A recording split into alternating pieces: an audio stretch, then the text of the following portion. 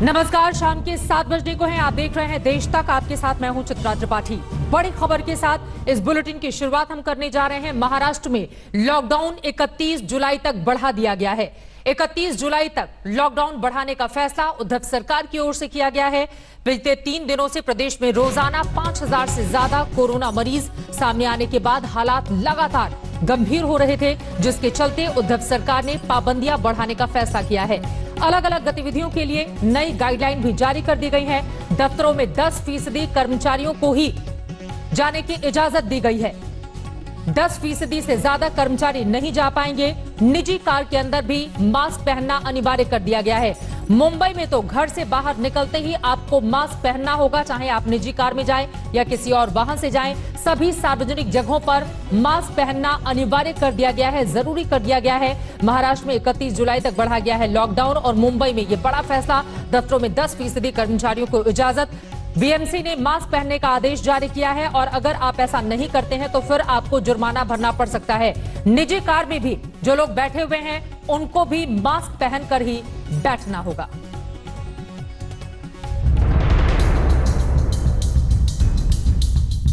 आंकड़े पहले ही बता रहे थे कि महाराष्ट्र में कोरोना की जंग बहुत भीषण है और जिस अंदाज में लड़ी जा रही है वैसे तो जीत पाने की गुंजाइश बेहद कम है। लिहाजा कोई बड़ा फैसला जरूरी था और आज उद्धव सरकार ने वो फैसला ले ही लिया।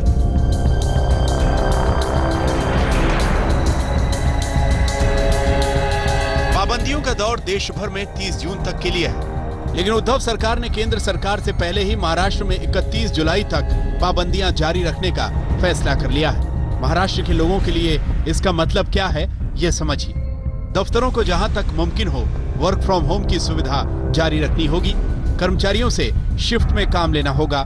सैनिटाइजेशन और सोशल डिस्टेंसिंग का ध्यान रखना होगा। पार्टियों और भीड़ जुटाने पर पाबंदी रहेगी।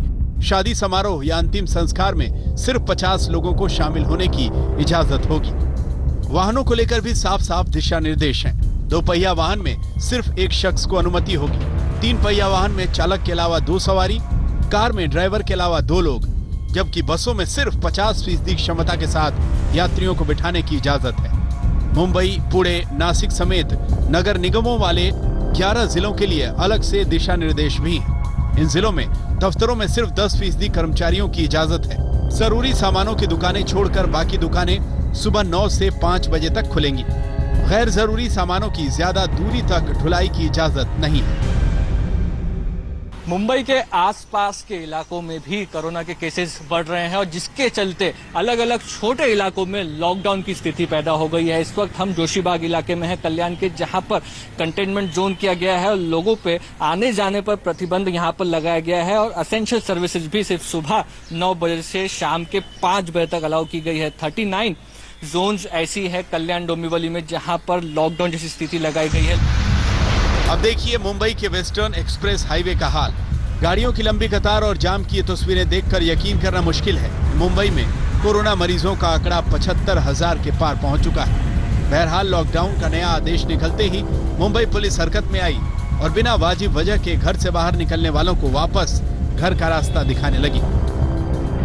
31 मई के बाद के दौर को देश भर में अनलॉक का नाम दिया गया, लेकिन उद्धव सरकार ने नियमों में कुछ फेरबदल के साथ इसे मिशन बिगिन अगेन यानी फिर से नई शुरुआत के मिशन का नाम दिया था। लेकिन कोरोना लिस्ट में टॉप पर बने हुए महाराष्ट्र के हालात तब ज्यादा संगीन दिखने लगे जब पिछले 3 दिनों से यहां रोजाना नए मामले सामने आए।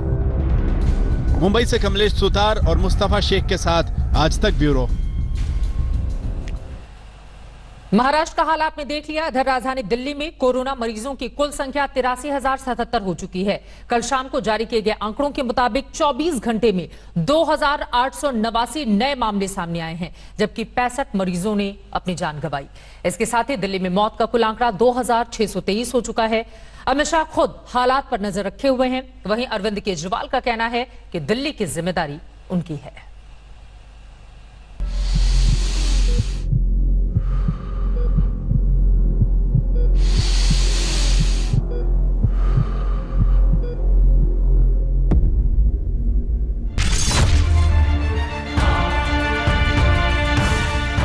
दिल्ली में कोरोना के केस हर दिन रिकॉर्ड रफ्तार से बढ़ रहे हैं। कोरोना का मीटर अब 83,000 केस को पार कर चुका है।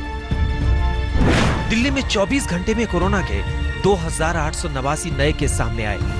65 लोग कोरोना से जिंदगी की जंग हार गए। दिल्ली में कोरोना संक्रमण से अब तक 2,623 लोग दम तोड़ चुके हैं। दिल्ली के ये आंकड़े डराने वाले हैं। हर दिन कोरोना का ग्राफ ऊपर जा रहा है। दिल्ली का हर जिला कोरोना की मार झेल रहा है। देश की राजधानी में कंटेनमेंट जोन की संख्या 400 के पार पहुंच गई है।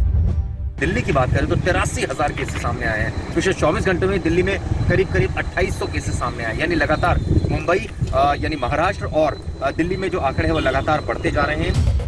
दिल्ली में जितनी तेजी से टेस्टिंग बढ़ रही है, राजधानी में अब सीरोलॉजिकल सर्वे किया जा रहा है। दिल्ली की घनी आबादी वाले इलाकों में लोगों के रैंडम सैंपल लिए जा रहे हैं। 10 जुलाई तक हर आयु वर्ग के लोगों के 20,000 सैंपल लेकर यह देखा जाएगा कि दिल्ली के अंदर कोरोना की घुसपैठ कहां तक हो गई है।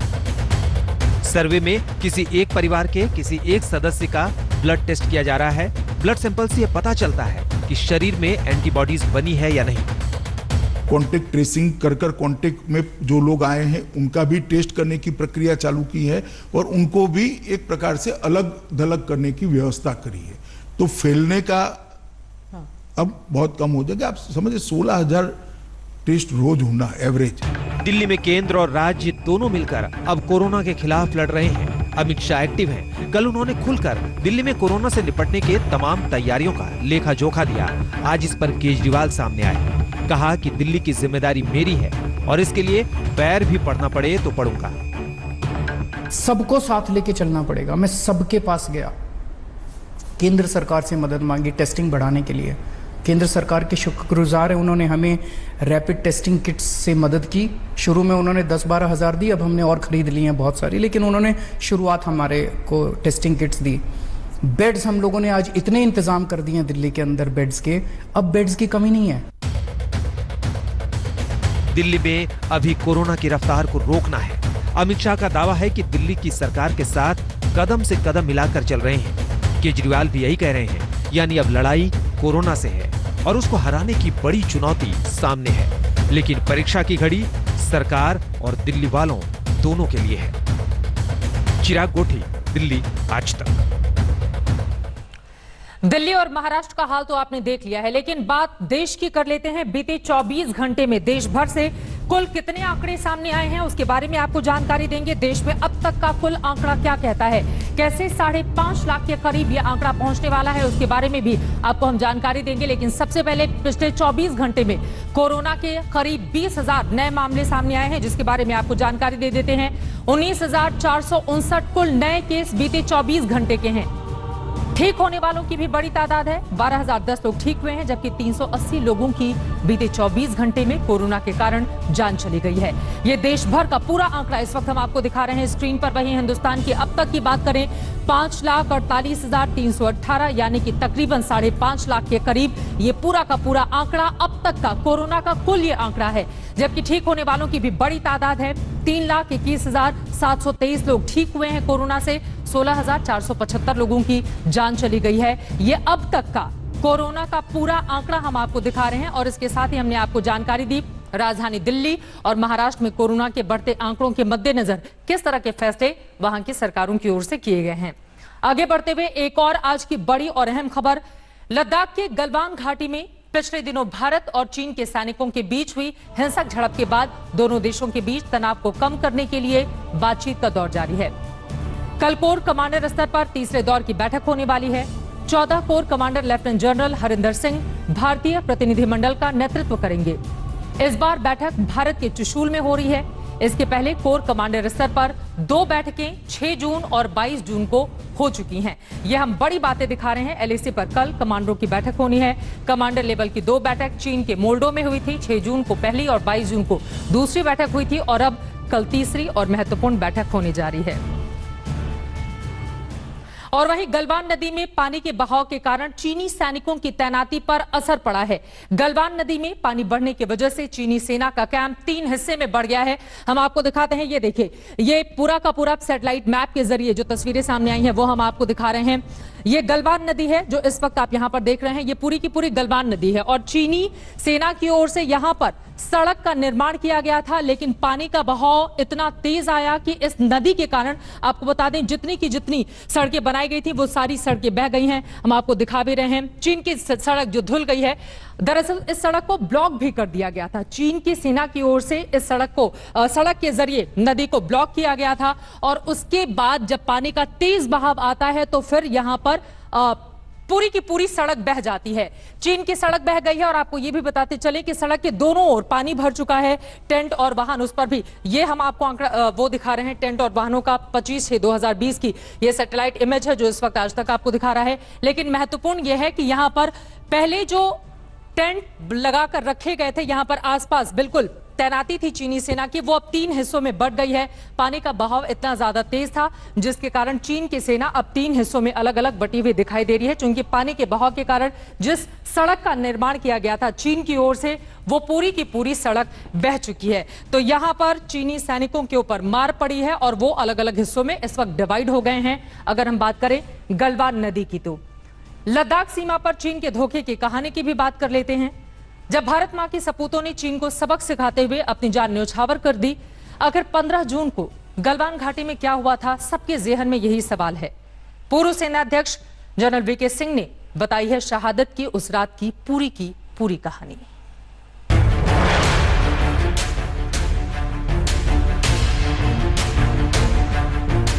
15 जून वो तारीख जो चीन को ऐसा जख्म दे गई जिसके घाव रह रहकर ड्रैगन को याद आएंगे। हिंदुस्तान की 20 बहादुर जाबाजों की शहादत की वो दास्तां जिसने चीन की चाल दुनिया के सामने बेनकाब कर दी। लद्दाख की सीमा पर बहादुरी और साजिश का वो संघर्ष जिसमें चीन को मुंह की खानी पड़ी, जिसकी शुरुआत एक टेंट और पेट्रोलिंग को लेकर शुरू हुई।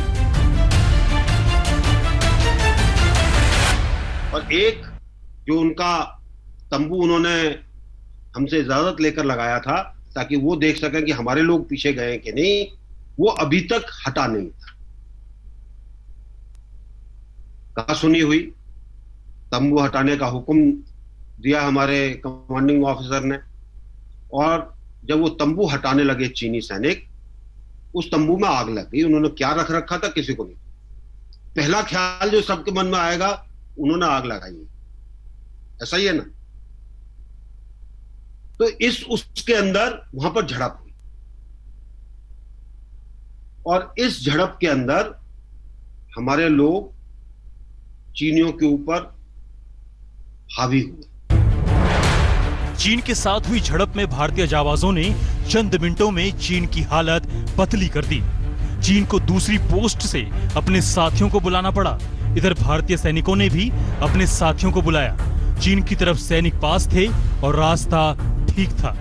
ऐसे में उनके सैनिक पहले पहुंच गए। इस दौरान दोनों देशों के सैनिकों के बीच जमकर हाथापाई हुई, क्योंकि इलाके में हथियार का इस्तेमाल वर्जित था।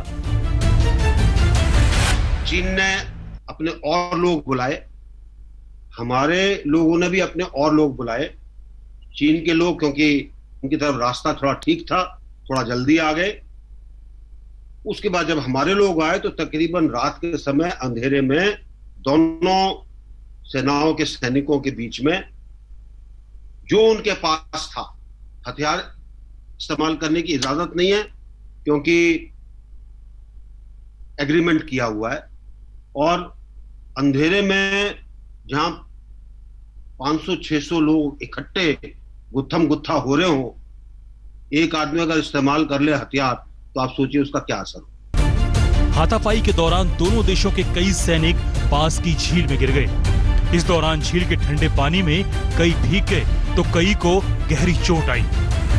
तो उस झगड़े के अंदर कुछ लोग चीन के भी पानी में गिरे, हमारे लोग भी पानी में गिरे। 16,500 फुट की ऊंचाई पर पानी कितना ठंडा होगा इसका अंदाजा ही लगाया जा सकता है। 15 जून को बिहार रेजिमेंट के बहादुर जवानों ने चीन को बहुत गहरे जख्म दिए। चीन की फजीहत का आलम यह है कि वो अपने मारे गए सैनिकों का नाम तक नहीं ले सकता, लेकिन हिंदुस्तान को अपने सपूतों पर गर्व है, जिनकी शहादत ये देश कभी नहीं भूलेगा। दिल्ली से हिमांशु मिश्रा और संजय शर्मा के साथ आज तक ब्यूरो।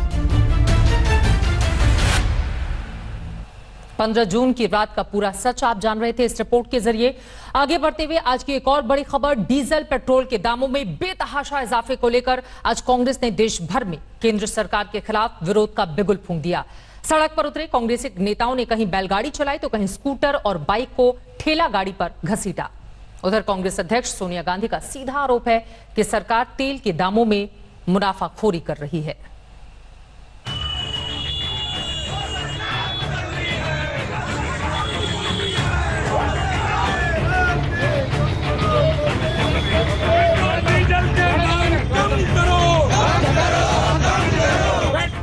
ढाई महीने के लॉकडाउन में लोगों की जेबें पहले से ही खाली हो चुकी हैं। अब आलम यह है कि पेट्रोल डीजल के बढ़ते दामों से जमा पूंजी भी लुटने की नौबत आ गई है। कांग्रेस इस मुद्दे को लेकर कई दिनों से सरकार पर हमलावर थी और आज देश भर में सड़कों पर उतर आई। कहीं स्कूटर बाइक को ठेले पर रखकर चलाया गया तो कहीं कार को बैलगाड़ी से खिंचवाया गया। कर्नाटक के पूर्व सीएम सिद्धारमैया ने साइकिल की सवारी कर विरोध जताया। जनता की तरफ तो देखिए, जो छोटा आदमी है बेचारा, मोटरसाइकिल वाला, स्कूटर वाला, जो सुबह निकलता अपने घर से और शाम को 2 रोटी कमाकर अपने घर पर आता है, किस तरह से अपना गुजारा करेगा। और हम मांग कर रहे हैं कि अत्याचार बंद करें। निरंतर 20 दिनों से ये बढ़ोतरी जारी है।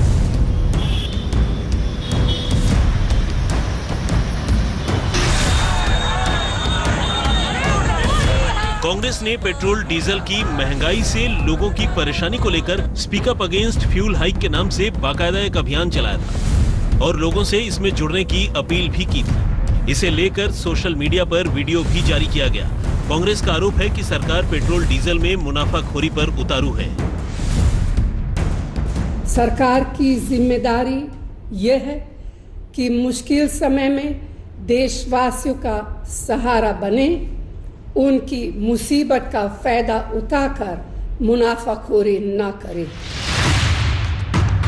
8 पैसे 12 पैसे जैसे छोटे छोटे इजाफे करते करते जून में ही कुल 23 बार पेट्रोल डीजल के दाम बढ़ाए जा चुके हैं। नतीजा ये हुआ कि जून महीने में दिल्ली में डीजल का दाम 11 रुपए बढ़ गया और पेट्रोल 9 रुपए महंगा हो गया। दिल्ली में तो डीजल के दाम पेट्रोल से भी ज्यादा हो चुके हैं। ट्रांसपोर्टरों में बहुत ज्यादा रोष है और 2-4 दिन के अंदर अंदर हम अपने इलाके के सभी, चाहे वो एसडीएम हो, चाहे मुख्यमंत्री हो, चाहे मंत्री हो, उनको जाकर के अपने अपने गोदामों की और अपनी गाड़ियों की चाबियां वापस कराएंगे, चाबियां उनके पास रखवाएंगे कि हम काम नहीं कर सकते। ये भी सच है कि कोरोना महामारी के चलते मांग घटने की वजह से इस वक्त कच्चे तेल के दाम सबसे निचले स्तर पर हैं। इसके बावजूद डीजल पेट्रोल के दाम 7वें आसमान पर। कच्चे तेल का दाम गिरता ही जा रहा है, ऑल टाइम लो है कच्चे तेल का दाम, मगर हिंदुस्तान में पेट्रोल और डीजल का दाम सबसे ऊंचा है। इसलिए हमने इनसे कहा है कि इसको एकदम कम कीजिए, गरीबों से, मध्यम वर्ग से आप पैसा लेना बंद कीजिए और रोल बैक एकदम कीजिए। और आखिर ये पैसा भारत सरकार ने इकट्ठा करके क्या राज्य सरकारों को दिया अपने हिस्से के अंदर। प्रधानमंत्री गरीब कल्याण योजना जैसे 1,70,000 करोड़ रुपया की महत्वाकांक्षी योजना बनाई, गरीबों को अन्न दिया। लॉकडाउन में केंद्र समेत सभी राज्य सरकारों की कमाई खासा प्रभावित हुई है। दिल्ली समेत कई राज्य सरकारों ने तो खजाने खाली होने का भी ऐलान कर दिया था। अब अनलॉक के दौर में भी सभी सरकारों के पास कमाई का सीधा और तेज जरिया डीजल पेट्रोल ही है। इसीलिए तेल के खेल में सब खामोशी से साथ साथ हैं। सियासत में आग लगी है।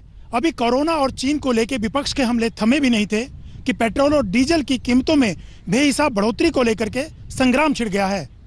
जाहिर है सरकार को विपक्ष के 3 तीखे हमलों का सामना करना पड़ रहा है।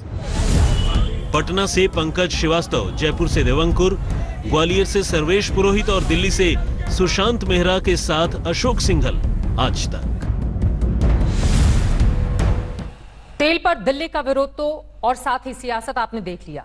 अब देश के अलग अलग हिस्सों में तेल में लगी आक्रोश की आग को दिखाते हैं। जम्मू से लेकर रांची की सड़कों पर महंगे तेल के खिलाफ आज मोर्चा दिखा।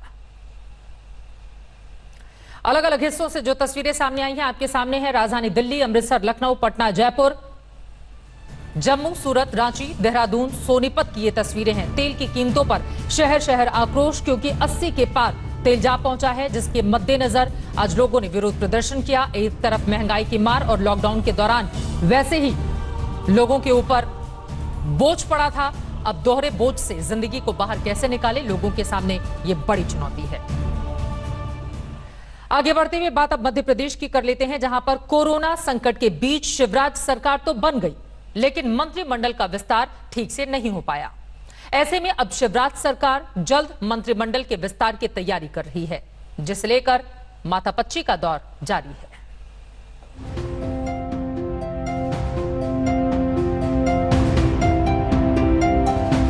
मध्य प्रदेश में शिवराज सरकार के कैबिनेट का चेहरा बदलने की तैयारियों ने जोर पकड़ लिया है। सीएम शिवराज कैबिनेट के विस्तार को लेकर दिल्ली पहुंचे, जहां पार्टी के वरिष्ठ नेताओं के साथ लंबी माथापच्ची हुई। गृह मंत्री अमित शाह के निवास पर मुख्यमंत्री शिवराज सिंह चौहान, प्रदेश अध्यक्ष वीडी शर्मा और संगठन महामंत्री सुहास भगत की बैठक काफी देर तक चली।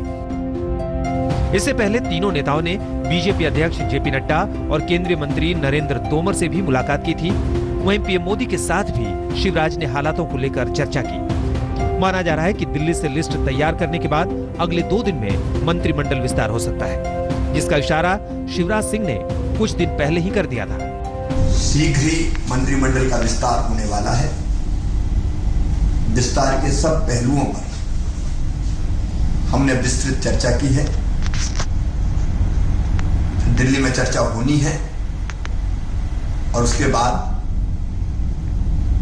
बहुत जल्दी मंत्रिमंडल का गठन होगा। शिवराज के सामने बड़ी चुनौती जातिगत समीकरणों के अलावा सिंधिया समर्थकों और बीजेपी नेताओं को साधने की भी रहेगी, क्योंकि मंत्रिमंडल विस्तार में जरा सी भी नाराजगी का असर मध्य प्रदेश में 24 सीटों पर होने वाले उपचुनावों पर भी पड़ सकता है। यही वजह है कि शिवराज सिंह ने मंत्रिमंडल को लेकर ज्योतिरादित्य सिंधिया से भी मुलाकात की। शिवराज की मिनी कैबिनेट में सिंधिया समर्थक तुलसी सिलावट और गोविंद सिंह राजपूत को मंत्री पद दिया गया था। अब होने वाले मंत्रिमंडल विस्तार में भी माना जा रहा है कि सिंधिया कोटे से करीब 8 से 9 नेताओं को मंत्री पद की शपथ दिलाई जा सकती है। मॉनसून सत्र विधानसभा का जुलाई में है, ऐसे में उससे पहले मंत्रिमंडल का गठन होना बेहद ज्यादा जरूरी हो जाता है पूरे मंत्रिमंडल का, और इसीलिए माना जा रहा है कि जल्द ही मध्य प्रदेश में ये बहुप्रतीक्षित मंत्रिमंडल विस्तार जो है वो साकार होगा। उत्तर प्रदेश की राज्यपाल आनंदीबेन पटेल को मध्य प्रदेश के राज्यपाल का अतिरिक्त कार्यभार दिए जाने के साथ ही शिवराज कैबिनेट विस्तार को लेकर सियासी सरगर्मी तेज हो गई है। माना जा रहा है कि शिवराज कैबिनेट के नाम तय कर लिए गए हैं। बीजेपी के आला नेताओं की मुहर लगने के बाद 2 दिन में शपथ दिलाई जा सकती है। रवीश पाल सिंह, भोपाल, आज तक। इसी सियासी खबर के साथ देश तक में अभी के लिए बस इतना ही। नमस्कार, मैं हूं अंजना ओम कश्यप। हमें उम्मीद है ये वीडियो आपको पसंद आया होगा। लेटेस्ट खबरों के लिए यूं ही देखते रहिए आज तक, और इस वीडियो के पसंद आने पर लाइक, शेयर एंड सब्सक्राइब करना ना भूलें।